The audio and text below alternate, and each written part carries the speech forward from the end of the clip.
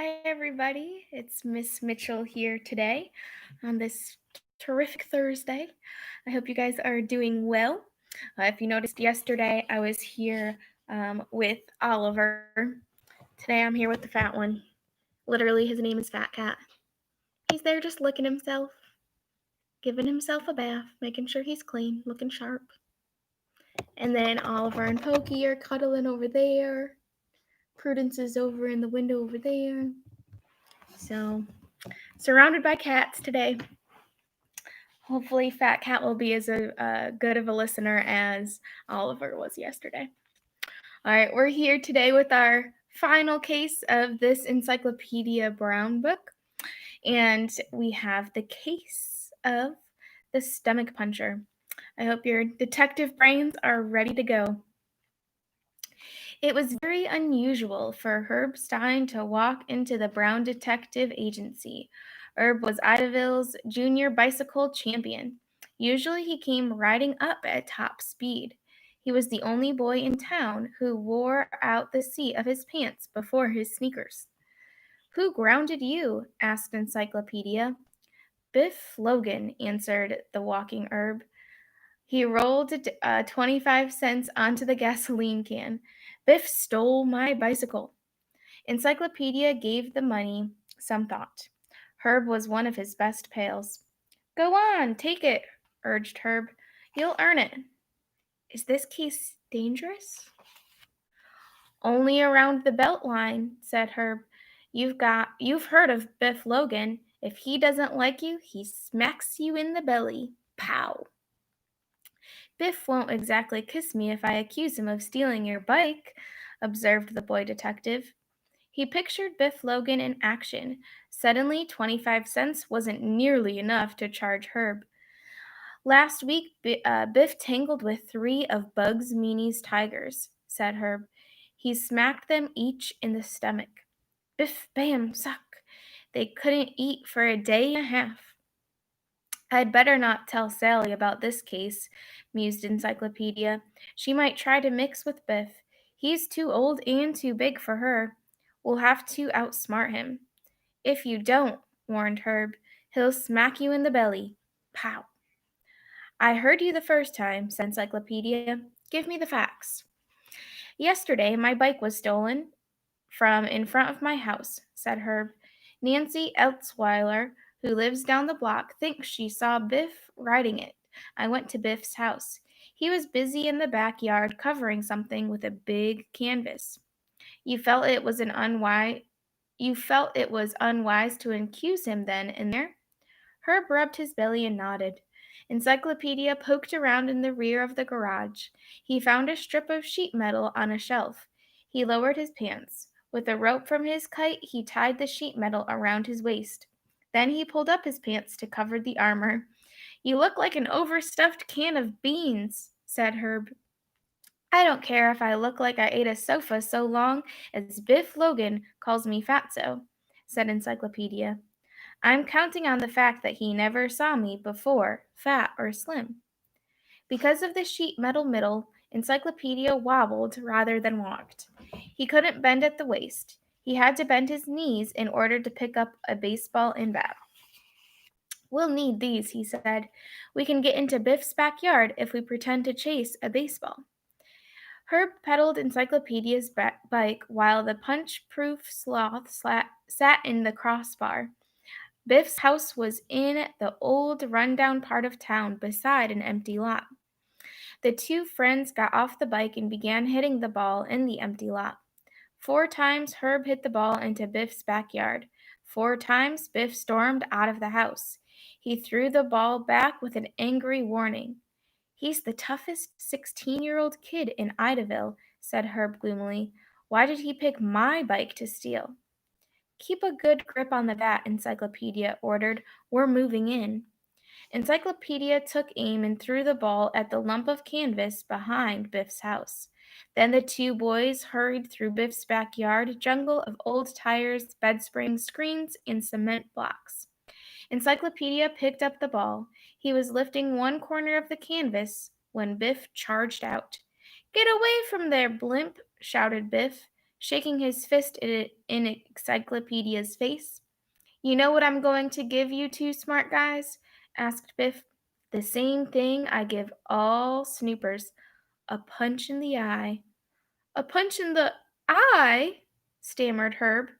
Don't you mean the belly? Said Encyclopedia weakly. I am sure you mean the belly. The eye, said Biff. The last kid I punched in the belly couldn't eat for a week. He nearly starved to death. Herb dropped the bat. He sagged to the ground. Biff grabbed Encyclopedia by the collar. Go ahead, give me a black eye, said Encyclopedia. Let everybody see where you punched a smaller boy. How stupid can you get? Biff hesitated.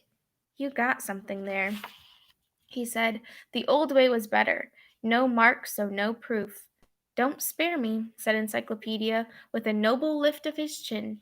I'll take my medicine like a man. The pleasure is all mine, said Biff, swinging for the stomach. Flesh and bone met sheet metal. Encyclopedia was knocked backward 7 feet. Yow! Screamed Biff. Yip, yip, yip! Herb quickly pulled back the canvas. Underneath was a shiny red bicycle. It lay on its side on the green grass. Yours? Encyclopedia asked. It looks like my bike, but I can't be sure, said Herb. I only got it 2 days ago. I didn't have a chance to put my name on it yet. You mean it might not be yours? Encyclopedia gazed uneasily at Biff. The big boy was rolling on the ground in pain. There's a picture of Biff punching Encyclopedia and him being knocked back.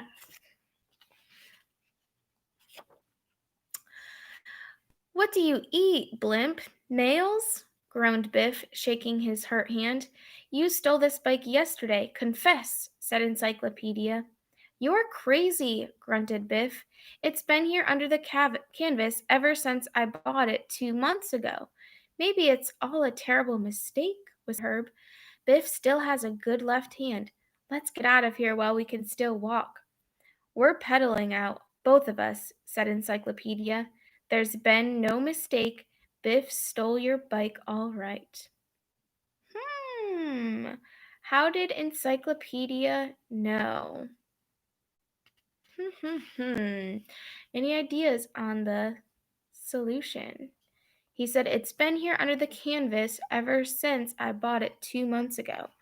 But wasn't it just yesterday that Herb saw him put it underneath the canvas or put something underneath the canvas?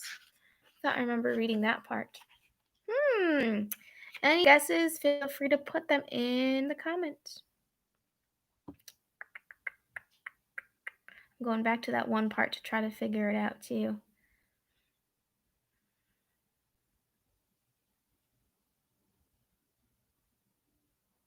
I went to Biff's house. He was busy in the backyard covering something with a big canvas. So that was just yesterday. So if that was yesterday, could it have been there this whole time? Since 2 months ago? I don't know. That's my best guess, even though it might not be right. That's okay. We're still thinking about it, still trying to figure it out.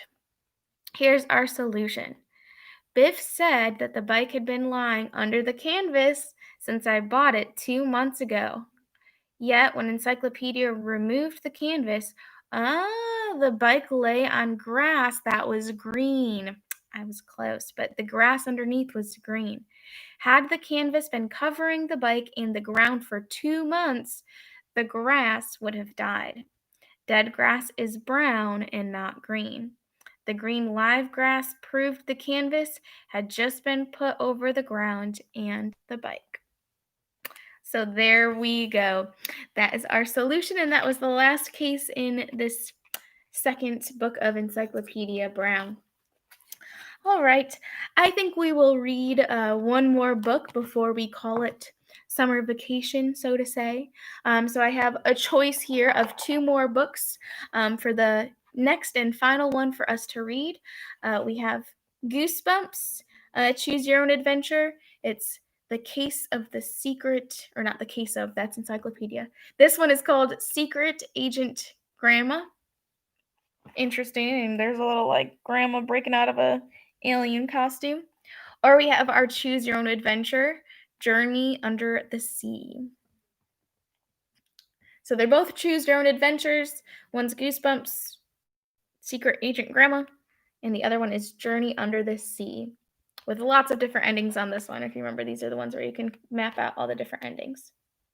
So let me know in the comments what one you would like us to read next, and that will be our final book before we go on summer break. All right, so I hope you guys enjoyed today's case. Let me know what you'd like me to read next, and I will see you guys tomorrow. Bye.